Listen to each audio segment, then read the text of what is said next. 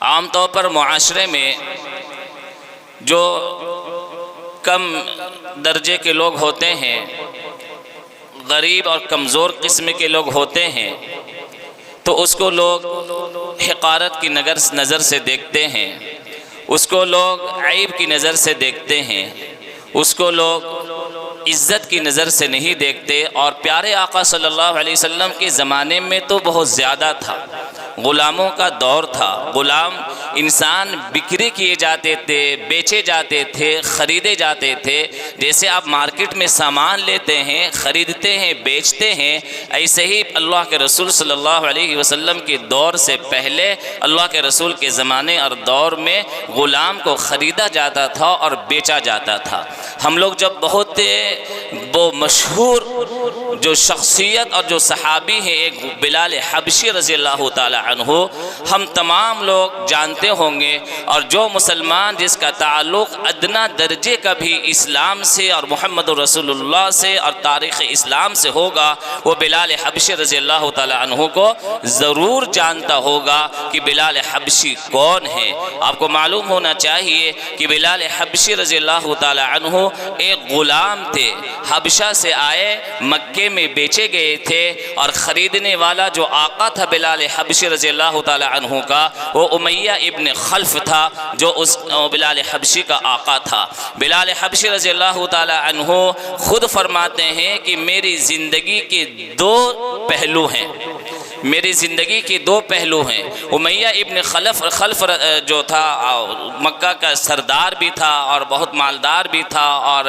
چودراہٹ اس کے اندر تھی، وہ چودھری تھا اور غلاموں کو خریدتا تھا، اس سے کام لیتا تھا غلاموں سے۔ بلال حبشی رضی اللہ تعالی عنہ کی جب حالت دیکھی، ان کی اذیتناک صورتحال دیکھی، بلال حبشی رضی اللہ تعالی عنہ کی زندگی کی وہ کربناک اور تکلیف دہ وہ صورتحال دیکھی، تو حضرت ابو بکر صدیق رضی اللہ تعالی عنہ نے بلال حبشی رضی اللہ تعالی عنہ کو خرید کر آزاد کر دیا، اور بڑی قیمت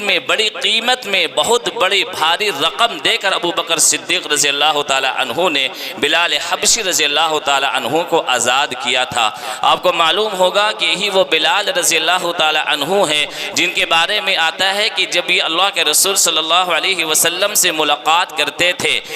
جاہلیت میں، یعنی کہ یہ جب اسلام قبول نہیں کیے تھے بلال حبشی، تب سے اللہ کے رسول ان کے پاس جاتے، ان کی تیمارداری کرتے، حال پوچھتے، ان کو تسلی دے کے دیتے۔ بلال حبشی کہتے کہ میں ایک پردیس سے آیا ہوا غلام تھا، میرا مکے میں جاننے والا کوئی نہیں تھا، میرا آقا امیہ ابن خلف مجھ پر بہت زیادہ وہ ستاتا تھا، ظلم کرتا تھا، اگر میری خیریت کوئی پوچھتا، میری حالت کوئی پوچھتا، مجھے تسلی کوئی دیتا تھا، تو صرف اور صرف وہ محمد الرسول اللہ صلی اللہ علیہ وسلم تسلی دیتے، ہمیں پیار کرتے، محبت کرتے۔ میں اسلام قبول کرنے سے پہلے ہی اللہ کے رسول کا گرویدہ اور فریفتہ ہو گیا تھا، لیکن مجھے وہاں سے نکلنے کا، امیہ ابن خلف کی غلامی سے نکلنے کا کوئی راستہ نظر نہیں آ رہا تھا۔ تو ابو بکر صدیق رضی اللہ تعالی عنہ کو پیارے آقا صلی اللہ علیہ وسلم نے فرمایا کہ ابو بکر تم بلال حبشی کو آزاد کر دو، ایک بھاری رقم دے کر بلال حبشی رضی اللہ تعالی عنہ کو اللہ کے رسول صلی اللہ علیہ وسلم نے آزاد کرایا۔ ارے بلال حبشی چاہتے تو اپنے ملک کے چلے جاتے آزاد ہونے کے بعد، لیکن بلال حبشی رضی اللہ تعالی عنہ امیہ ابن خلف کے سے آزادی کے بعد اللہ کے رسول صلی اللہ علیہ وسلم کی غلامی میں انہوں نے غلامی قبول کیا، اور خود فرماتے ہیں کہ میری زندگی کے دو پہلو ہیں، ایک پہلو تو وہ ہے جو میں امیہ ابن خلف کی غلامی میں تھا، میں انسان تھا لیکن مجھے انسان نہیں سمجھا جاتا تھا، میری رات کیسے گزرتی، میرا دن کیسے گزرتا، مجھے انسان جیسا سلوک نہیں کیا جاتا تھا، جانوروں جیسا میرے ساتھ معاملہ کیا جاتا تھا، نہ میرا کھانے پینے کا کوئی بندوبست تھا، نہ میرے سونے اور جاگنے کا کوئی وقت اور پابندی تھی، میں جب چاہتا اپنے غلامی کا حق ادا کرتا، اور میرا مالک جب چاہتا رات میں آ کر مجھے جگا دیتا، دن بھر اونٹوں کو اور جانوروں کو چراتا، اور رات میں جب آرام کرنے کے لیے میں گھر میں سوتا،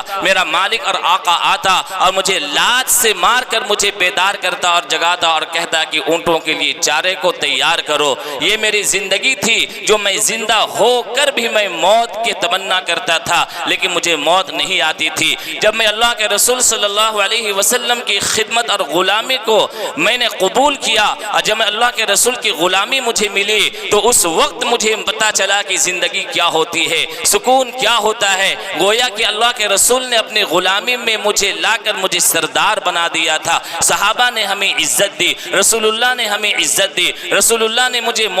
وہ محبت عطا فرمائی جو شاید زندگی میں کبھی تصور نہیں کر سکتا تھا۔ وہ محبت مجھے رسول اللہ صلی اللہ علیہ وسلم نے عطا فرمایا۔ آپ کو معلوم ہوگا زید ابن حارثہ رضی اللہ تعالی عنہ اللہ کے رسول کے غلام تھے۔ زید ابن حارثہ یہ کون غلام تھے؟ یہ مکے کے بازار میں بیچے جا رہے تھے۔ حضرت خدیجہ رضی اللہ تعالی عنہا نے زید بن حارثہ کو خریدا، اللہ کے رسول کو ہدیہ دیا، اللہ کے رسول کی خدمت میں پیش کیا۔ اللہ کے رسول صلی اللہ علیہ وسلم نے زید بن حارثہ رضی اللہ تعالی عنہ کو آزاد کر دیا۔ زید بن حارثہ رضی اللہ تعالی عنہ آزاد ہو گئے، اللہ کے رسول نے آزاد کر دیا، لیکن زید بن حارثہ اپنے گھر جانے کے بجائے، اپنے ماں باپ کے پاس جانے کے بجائے، اپنے وطن جانے کے بجائے محمد رسول اللہ صلی اللہ علیہ وسلم کی غلامی کو ترجیح دی اور پوری زندگی رسول اللہ صلی اللہ علیہ وسلم کے غلامی میں زندگی بسر کی۔ یہی وہ زید بن حارثہ رضی اللہ تعالی عنہ ہے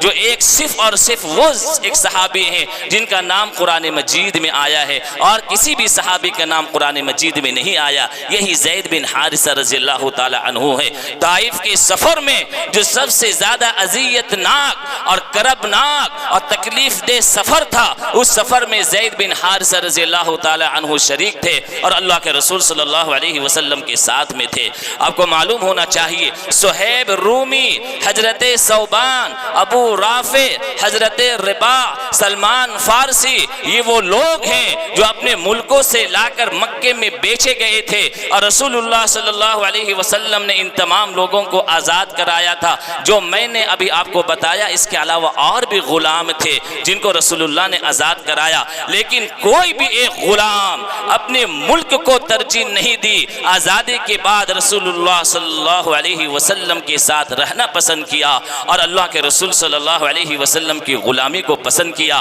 وجہ کیا تھی؟ رسول اللہ کی محبت ایسی تھی، رسول اللہ کے پاس نرمی تھی، رسول اللہ کے اخلاق ایسے تھے۔ رسول اللہ صلی اللہ علیہ وسلم نے غلاموں کو وہ مقام عطا فرمایا تھا کہ ایک مرتبہ ابو جہل، عتبہ، شیبہ، ولید ابن مغیرہ اور کچھ سردار جو تھے قریش کے، وہ لوگ ابو طالب کے پاس آئے اور کہنے لگے اے ابو طالب، ہم آپ کے بھتیجے کی بات ماننا چاہتے ہیں، ہم بات سننا چاہتے ہیں، ہم بات کو اب آپ کے بھتیجے کی مجلس میں ہم لوگ بیٹھنا چاہتے ہیں، لیکن ایک چیز جو ہم لوگوں کو بہت کھٹک رہی ہے، ہم لوگ جس کو ناگوار اور جس کو پسند نہیں کرتے ہیں، وہ یہ ہے کہ ہم جس مجلس میں بیٹھیں گے اس مجلس میں یہ غلام نہیں ہونے چاہیے، یہ بلال حبشی نہیں ہونے چاہیے، یہ زید بن حارثہ نہیں ہونے چاہیے، یہ ثوبان نہیں ہونے چاہیے، یہ صہیب رومی نہیں ہونے چاہیے، یہ سلمان فارسی نہیں ہونے چاہیے، یہ مقداد بن اسود نہیں ہونے چاہیے، ابو ذر غفاری نہیں ہونے چاہیے۔ ہم لوگ جب بھی دیکھتے ہیں تو رسول اللہ کی مجلس میں، ان کے گھر میں، اللہ کے رسول کے ارد گرد یہی غلام نظر آتے ہیں۔ ہم لوگ جب جائیں گے تو یہ غلام وہاں سے ہٹ جائیں، تب ہم آپ کے بھتیجے کی بات مانیں گے۔ ابو طالب اللہ کے رسول کے پاس آئے، اللہ کے رسول کو فرمایا بیٹا ایک بات یہ ہے کہ سرداران قریش اور کفار قریش کو سردار آئے تھے، انہوں نے میرے پاس یہ بات رکھی ہے، یہ بات انہوں نے بتائی ہے، کیا تم اس کو قبول کر سکتے ہو؟ اللہ کے رسول صلی اللہ علیہ وسلم کے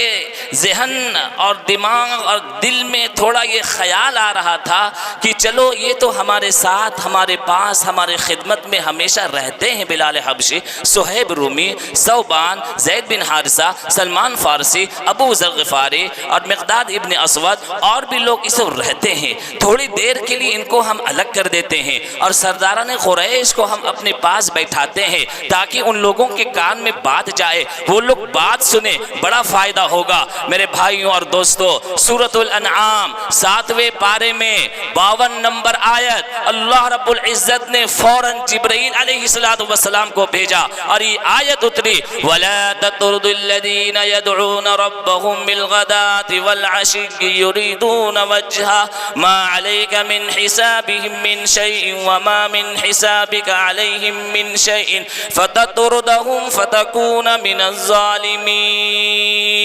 یہ سورۃ الانعام، یہ سورہ نمبر 6 آیت نمبر 52 اللہ رب العزت نے آیت اتاری، اے نبی آپ کے پاس جو اللہ کی خوشنودی حاصل کرنے کے لیے آپ کی خدمت میں رہتے ہیں، ہرگز آپ ان کو اپنے سے الگ مت کیجیے گا، ان کو اپنے سے دور مت کیجیے گا۔ ان کے کہنے کی وجہ سے آپ اپنے غلاموں کو اپنی خدمت سے دور مت کیجیے گا۔ فَتَطْرُدَهُمْ فَتَكُونَ مِنَ الظَّالِمِينَ، اگر آپ نے ان کو تھوڑا سا بھی دور کیا اپنی خدمت سے، آپ گویا کہ ظلم کرنے والوں میں شامل ہو جائیے گا۔ یہ آیت اتری اور رسول اللہ صلی اللہ علیہ وسلم نے ببانگے دہن یہ کہہ دیا کفاران اور سرداران قریش سے، اگر تمہیں بات سننی ہے تو میرے مجلس میں آؤ، بات سنو، اس کو ہٹا دو، اس کو قریب کر دو، اس کو دور کر دو،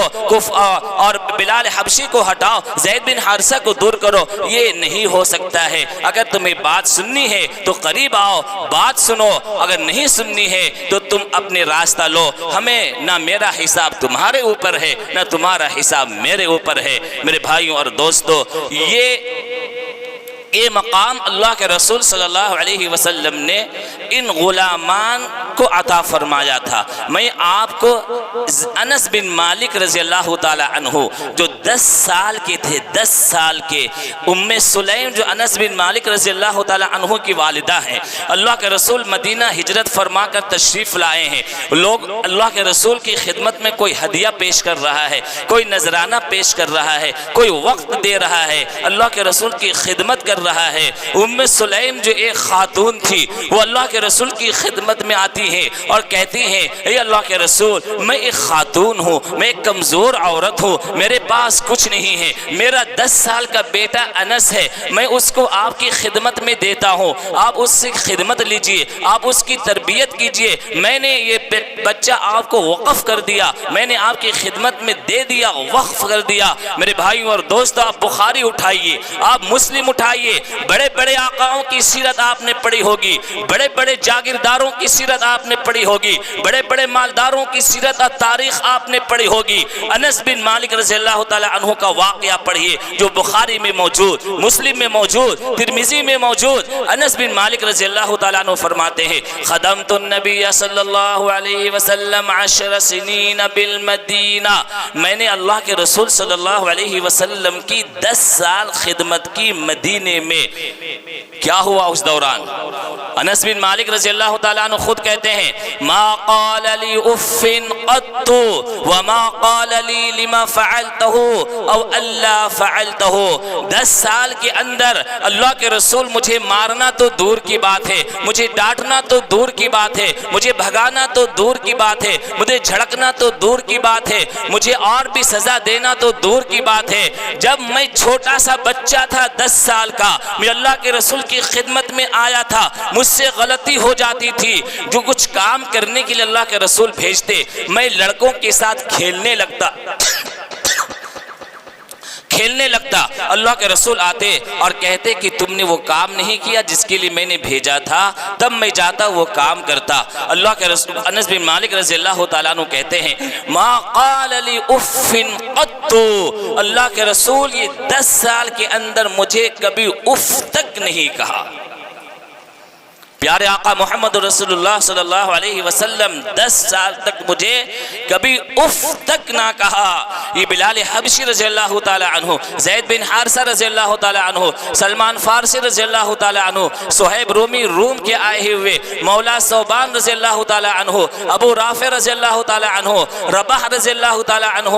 اور بھی کئی صحابی ہیں جو غلام تھے، اللہ کے رسول صلی اللہ علیہ وسلم کی خدمت میں ہمیشہ رہتے تھے، لیکن کبھی کسی کے یہ جملہ آپ نے سنا ہو یا کسی سیرت کی کتاب میں پڑھا ہو کہ کسی غلام نے اپنے گھر جانے کی اچھا اور خواہش کی ہو؟ میرے بھائیوں اور دوستو، اللہ کے رسول نے وہ مقام وہ عزت عطا فرمائی۔ چلیے میں آپ کا ایک واقعہ اور بتاتا ہوں۔ ایک یہودی بچہ تھا، اللہ کے رسول کے گھر میں آیا کرتا تھا، چھوٹا بچہ تھا، اللہ کے رسول اس کو ہدیہ دیتے، اس سے محبت کرتے، اس کے سر پر ہاتھ پھیرتے، وہ اللہ کے رسول کے گھر میں تھوڑا وقت گزارتا، کھیلتا، بات کرتا، اللہ کے رسول سے گفتگو کرتا۔ ایک مرتبہ اللہ کے رسول کے گھر میں نہیں آیا، کئی دن ہو گئے، پیارے آقا نے پوچھا وہ بچہ آتا تھا میرے پاس نہیں آ رہا ہے، وہ کہاں ہے؟ چلو مجھے اس کے گھر لے جاؤ۔ پیارے آقا اس یہودی بچے کے گھر جاتے ہیں، یہودی بچہ بیمار ہے، بخاری شریف کی روایت میں آپ کو بتا رہا ہوں،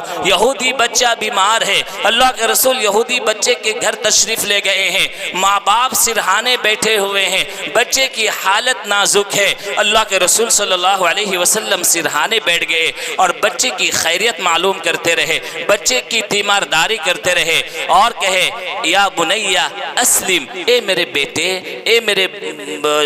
بیٹے، اے میرے پیارے، تم اسلام لے آؤ، اسلام قبول کر لو۔ بچے نے ماں اور باپ کو دیکھا، بچے نے باپ کو دیکھا، باپ نے کہا اے میرے بیٹے اطیع ابا القاسم، اللہ کے رسول جو فرما رہے ہیں اس کی بات سن لو۔ حالانکہ باپ یہودی، ماں یہودیہ، بچے کو کہہ رہی ہے کہ ابو القاسم محمد جو کہہ رہے ہیں بات قبول کر لو۔ بچے نے کلمہ پڑھا اور محمد رسول اللہ کے دست مبارک پر ہاتھ دے کر اسلام قبول کیا، اور تھوڑی ہی دیر میں اس کی روح پرواز کر گئی۔ پیارے آقا کے آنسو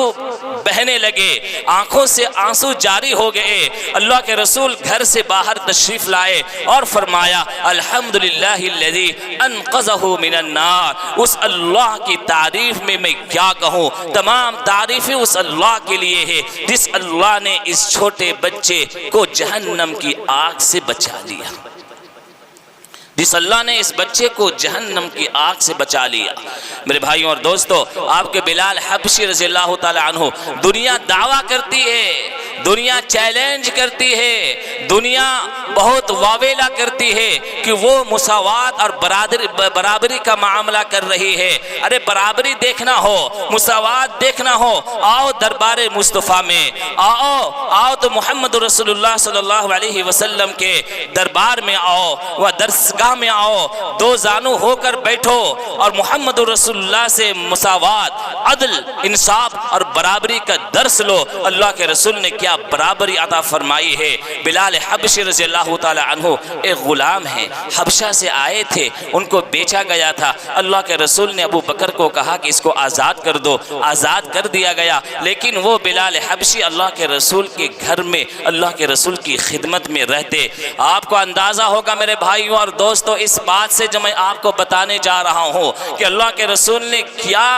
غلاموں کو اور نوکروں کو اور خادم اور خدمت کرنے والوں کو کیا مقام عطا فرمایا، کیا عزت عطا فرمائی۔ 8 ہجری میں مکہ فتح ہوتا ہے، 8 ہجری میں مکہ فتح ہوتا ہے، مکہ فتح ہوتا ہے، 10,000 لوگ اسی وقت اسلام قبول کرتے ہیں، پورے مکے میں سناٹا چھا جاتا ہے، جتنے کفار و مشرکین تھے تھر تھر کانپنے لگتے ہیں کہ آج تو ہم سے بدلہ لیا جائے گا، آج ہمیں مارا جائے گا، آج ہمیں کاٹا جائے گا۔ لیکن اعلان ہوتا ہے محمد رسول اللہ صلی اللہ علیہ وسلم کی طرف سے لا تثریب علیکم اليوم، اليوم یوم المرحمہ، آج تو رحم و درگزر کا دن ہے، آج معاف کرنے کا دن ہے، آج تم لوگوں پر کوئی ظلم نہیں ہوگا، کوئی زیادتی نہیں ہوگی۔ یہ محمد رسول اللہ ہے، یہ محمد رسول اللہ کی فطرت میں عدل و انصاف کرنا اللہ نے پیدا فرمایا ہے۔ میں عدل و انصاف کے لیے آیا ہوں،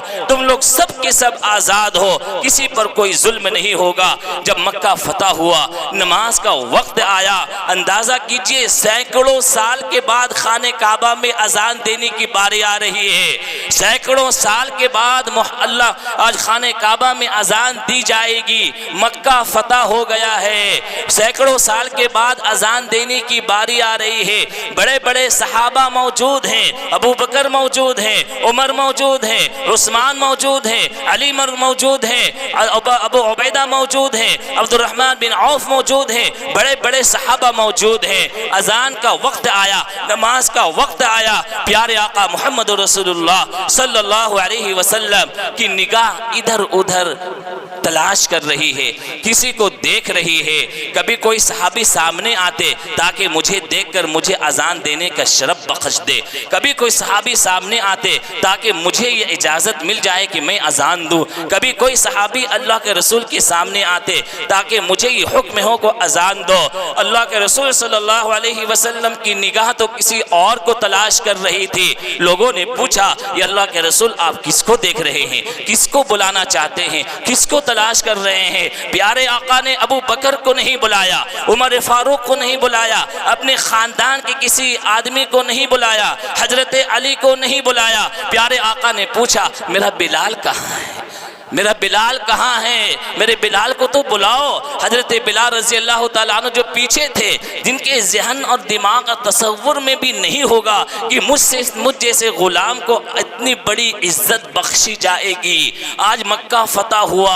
سینکڑوں سال کے بعد پہلی مرتبہ خانہ کعبہ میں اذان دینے کی باری آئی۔ اللہ کے رسول نے حضرت بلال کو بلایا اور کہا بلال کعبے کی چھت پر چڑھو، اذان دو۔ بلال حبشی رضی اللہ تعالیٰ عنہ کی آنکھوں سے آنسو جاری ہو گئے۔ اے اللہ کے رسول آپ کا حکم ہے سر آنکھوں پر، یہ بہت بڑی عزت آپ نے ہمیں بخش دی۔ اللہ کے رسول نے فرمایا بلال اذان دو۔ خانہ کعبہ کی چھت پر حضرت بلال رضی اللہ تعالیٰ عنہ اذان دے رہے ہیں، اور جتنے سرداران قریش جو غلام سمجھتے تھے، جو نوکر سمجھتے تھے، ان کو اپنے سے دور رکھتے تھے، یہ نظارہ دیکھ رہے ہیں کہ آج یہ غلام کہاں سے کہاں پہنچ گیا۔ محمد رسول اللہ کے دامن سے وابستہ ہوا، اور محمد رسول اللہ کی نگاہ عشق و مستی نے کیا مقام عطا فرمایا کہ سردار موجود، تمام کے تمام کفار موجود، وہاں سرداران قریش موجود، لیکن یہ عزت ملی، مقام ملا تو ملا کسے؟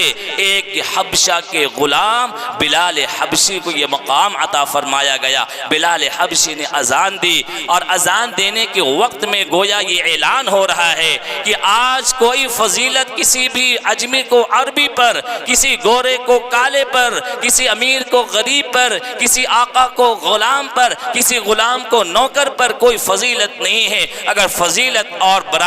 بڑائی اور مقام ہے تو صرف اور صرف تقوی اور ایمان کی بنیاد پر ہے۔ میرے بھائیوں اور دوستو، یہ مقام غلاموں کو اللہ کے رسول صلی اللہ علیہ وسلم نے عطا فرمایا۔ ہے دنیا کی کوئی طاقت آج کوئی حاکم بن جائے،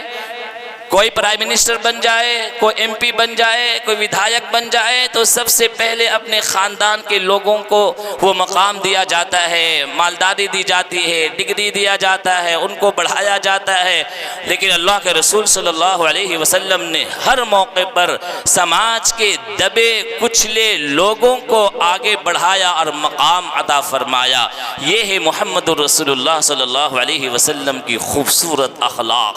یہ ہے محمد رسول اللہ صلی اللہ علیہ وسلم کا اعلیٰ و کارنامہ، جس کو دنیا آج بھی پڑھ کر اور سن کر دنگ رہ رہی ہے، اور لوگ پڑھ کر اور دیکھ کر اسلام قبول کر رہے ہیں۔ ایڈورڈ گبن جو ایک برطانوی مؤرخ ہے، انہوں نے لکھا کہ خاموش انقلاب جس نے تمام کرۂ ارض میں تمام نسل انسانی پر گہرا اثر ڈالا، کردار مصطفیٰ اور سیرت مصطفیٰ ہے، جس نے ہر زمانے میں نسل انسانی پر بہت گہرا اثر ڈالا ہے۔ کہ کون لکھ رہا ہے؟ علامہ شبلی نہیں لکھ رہے ہیں، ابو بکر صدیق نہیں لکھ رہے ہیں، عمر فاروق نہیں لکھ رہے ہیں، ایک برطانوی انگلینڈ کا ایک مؤرخ جو غیر مسلم عیسائی ہے وہ گواہی دے رہا ہے۔ میرے بھائیوں اور دوستو، اللہ کے رسول صلی اللہ علیہ وسلم کا وہ مقام ہے، وہ عزت ہے، جو آج بھی عزت جو آدمی جس سے وابستہ ہوگا، پیارے آقا کے دامن سے وابستہ ہوگا،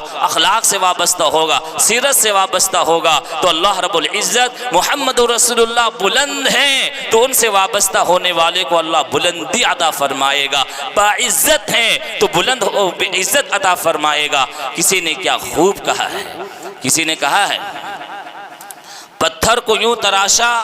نگینہ بنا دیا، پتھر کو یوں تراشا نگینہ بنا دیا، صحرا کو مسکرا کر مدینہ بنا دیا، پتھر کو یوں تراشا نگینہ بنا دیا، صحرا کو مسکرا کر مدینہ بنا دیا، دونوں جہاں کے پھولوں کی خوشبو نچوڑ کر، دونوں جہاں کے پھولوں کی خوشبو نچوڑ کر رب نے میرے نبی کا پسینہ بنا دیا۔ اللہ اکبر۔ میرے بھائیوں اور دوستو، اللہ کے رسول صلی اللہ علیہ وسلم کا ذکر بہت بلند ہے۔ ہم جیسے گنہگاروں، ہم جیسے گنہگار، حقیر، فقیر، مسکین، لاچار، مجبوروں سے حق ادا نہیں ہو سکے گا۔ جس کی گواہی اللہ کا قرآن دے رہا ہے، جس کی بلندی اور اخلاق کا کردار کی گواہی قرآن دے رہا ہے، اس کا حق کون ادا کر سکتا ہے؟ بس ہم لوگوں سے یہی دعا ہے، اللہ رب العزت مرتے دم تک رسول اللہ کی غلامی نصیب فرمائے۔ جب ہماری موت آئے تو رسول اللہ صلی اللہ علیہ وسلم کا تذکرہ، سیرت، اخلاق، کردار ہمارے ذہن، دماغ، دل و زبان پر ہو۔ وآخر دعوانا ان